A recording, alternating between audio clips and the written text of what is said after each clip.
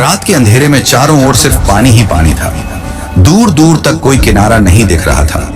सिया, एक 25 साल की लड़की, घबराई हुई नाव के एक कोने में बैठी थी। उसके कपड़े गीले थे, बाल बिखरे हुए थे और आंखों में डर साफ झलक रहा था।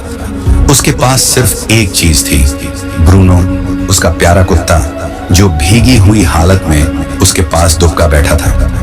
अब हम क्या करेंगे ब्रूनो? सिया ने कांपती आवाज में कहा और अपने कुत्ते को सीने से लगा लिया। ब्रूनो ने भी अपनी मासूम आंखों से उसकी ओर देखा, जैसे उसे दिलासा दे रहा हो। सिया को याद आया कि वह इस नाव में कैसे आई। वह अपने परिवार के साथ एक क्रूज पर थी, जहां एक पार्टी हो रही थी। सब कुछ ठीक चल रहा था, लेकिन अचानक एक अजीब स्थिति बन गई। किसी ने गलती से नाव का रस्सी खोल दी और सिया नाव में बैठी बैठी बहने लगी। वह चिल्लाई, मदद के लिए पुकारा, लेकिन संगीत के शोर में किसी ने उसकी आवाज नहीं सुनी।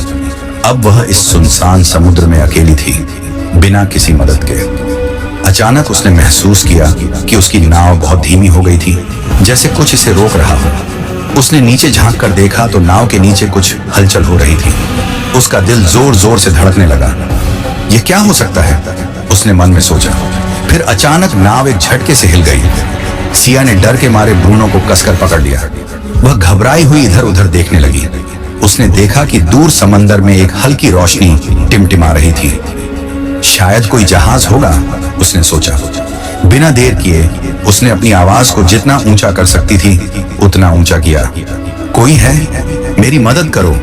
लेकिन आश्चर्य की बात यह थी कि आवाज वापस गूंज कर आई, जैसे कोई उसे उसके ही शब्द दोहरा रहा हो।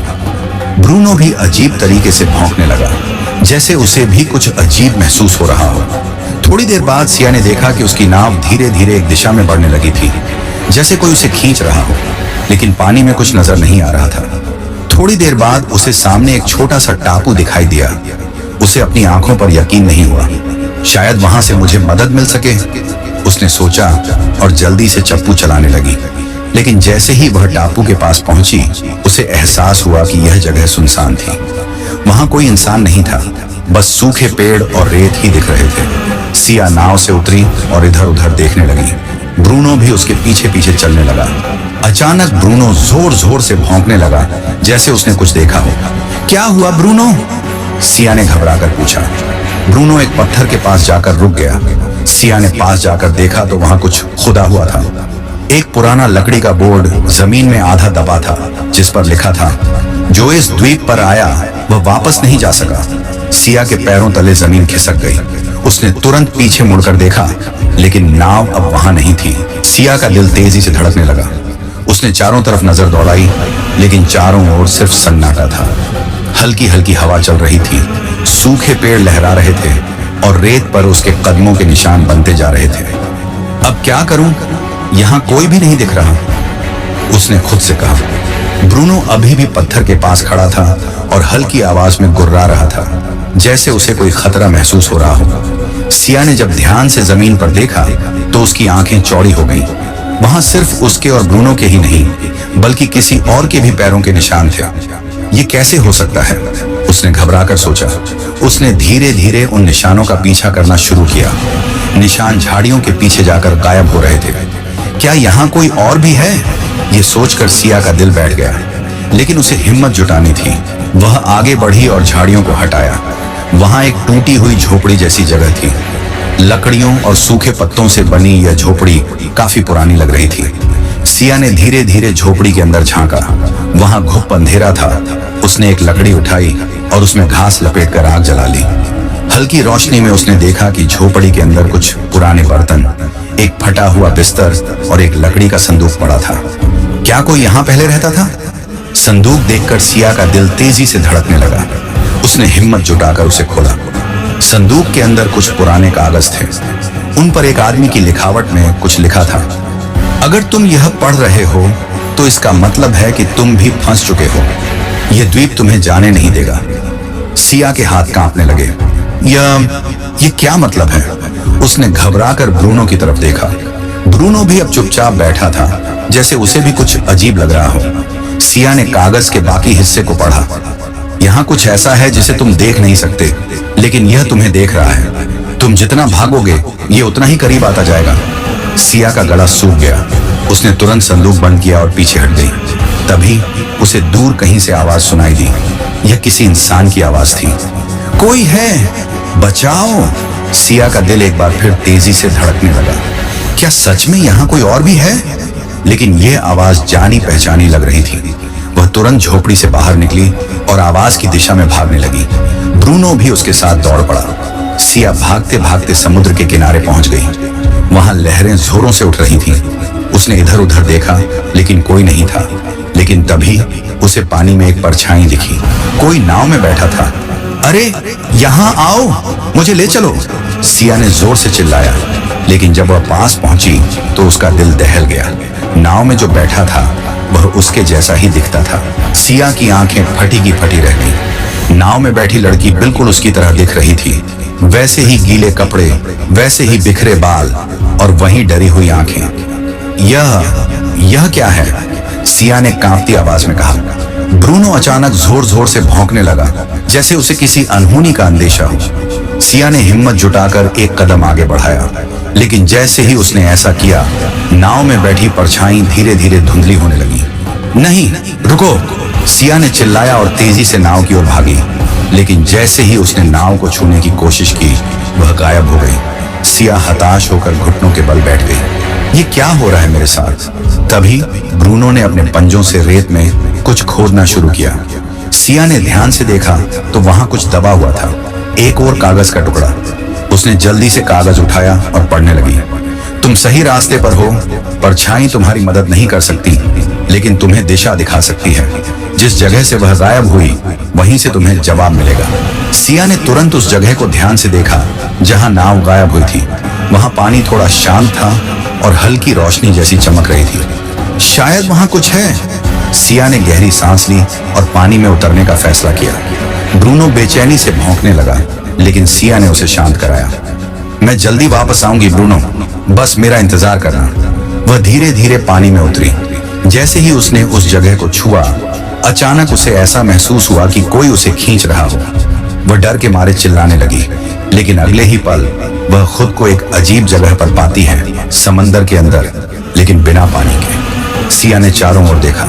वह एक अजीब गुफा में थी जिसकी दीवारें चमक रही थी। हवा में हल्की सी नमी थी और दूर कहीं से किसी के चलने की हल्की हल्की आवाज आ रही थी। कोई है? सिया ने धीरे से पूछा। अचानक एक बूढ़ा आदमी सामने आया। उसकी सफेद दाढ़ी थी और वह एक पुरानी पोशाक पहने हुए था। तुम्हें यहाँ नहीं आना चाहिए था बच्ची, बूढ़े आदमी ने कहा। कौन हो आप और मैं यहाँ कैसे आई? बूढ़े आदमी ने गहरी सांस ली और कहा, यह द्वीप तुम्हें फंसा सकता है, लेकिन अगर तुम चाहो तो इससे बाहर निकल भी सकती हो। पर उसके लिए तुम्हें एक कठिन परीक्षा देनी होगी। सिया के रोंगटे खड़े हो गए। कैसी परीक्षा? बूढ़े आदमी ने उसकी तरफ देखा और कहा, तुम्हें यह तय करना होगा कि तुम बचना चाहती हो या इस द्वीप का हिस्सा बनना चाहती हो। सिया के दिमाग में हजारों सवाल घूम रहे थे। इस द्वीप का हिस्सा बनना मतलब? बूढ़े आदमी ने गहरी सांस ली और कहा, यह द्वीप सिर्फ उन्हीं को छोड़ता है जो इसकी सच्चाई को समझ लेते हैं। जो डर जाते हैं वे हमेशा के लिए यहीं रह जाते हैं। सिया की सांसें तेज हो गई। मैं यहां नहीं रहना चाहती, मुझे अपने घर जाना है। बूढ़ा आदमी हल्की मुस्कान के साथ बोला, तो तुम्हें 3 सवालों के जवाब देने होंगे। अगर तुम सही जवाब दे पाई तो द्वीप तुम्हें जाने देगा, लेकिन अगर तुम गलत जवाब दी तो। उसने वाक्य अधूरा छोड़ दिया, लेकिन सिया समझ गई कि दांव कितना बड़ा था। मैं तैयार हूं, उसने हिम्मत जुटाकर कहा। बूढ़ा आदमी आगे बढ़ा और एक दीवार की तरफ इशारा किया। वहां एक पुरानी सील लगी हुई थी जिस पर कुछ लिखा था, अगर तुम्हारे पास एक नाव, एक चप्पू और एक दिशा है, लेकिन हवा तुम्हारे खिलाफ है, तो क्या तुम किनारे तक पहुंच सकते हो? सिया ने कुछ पल सोचा, फिर जवाब दिया, हाँ, अगर मैं हिम्मत और धैर्य से चप्पू चलाती रहूं तो धीरे धीरे किनारे तक पहुंच सकती हूं। बूढ़े आदमी ने मुस्कुराकर सिर हिला दिया। सही जवाब। बूढ़े आदमी ने दूसरी दीवार की तरफ इशारा किया। वहां एक और पहेली लिखी थी, अगर तुम्हारे पास सिर्फ एक मौका हो और तुम नहीं जानती कि वह सही है या गलत, तो क्या तुम आगे बढ़ोगी? सिया ने गहरी सांस ली और सोचा, अगर मैं वहीं रुक गई तो मैं कभी नहीं जान पाऊंगी कि मौका सही था या गलत, इसलिए मुझे आगे बढ़ना ही होगा। बूढ़े आदमी ने सिर हिलाया। सही जवाब। बूढ़ा आदमी अब गंभीर हो गया। उसने तीसरी दीवार की तरफ इशारा किया। वहां लिखा था, अगर तुम्हें चुनना हो कि तुम्हें जाना है या रहना है, लेकिन जाने के लिए तुम्हें अपने सबसे प्रिय को छोड़ना पड़े, तो तुम क्या करोगी? सिया का दिल धड़क उठा। उसने तुरंत ब्रूनो की ओर देखा। नहीं, मैं इसे छोड़ नहीं सकती। बूढ़ा आदमी चुपचाप देखता रहा। सिया की आंखों में आंसू आ गए। अगर इस द्वीप से निकलने के लिए मुझे ब्रूनो को छोड़ना पड़े तो मैं नहीं जाऊंगी।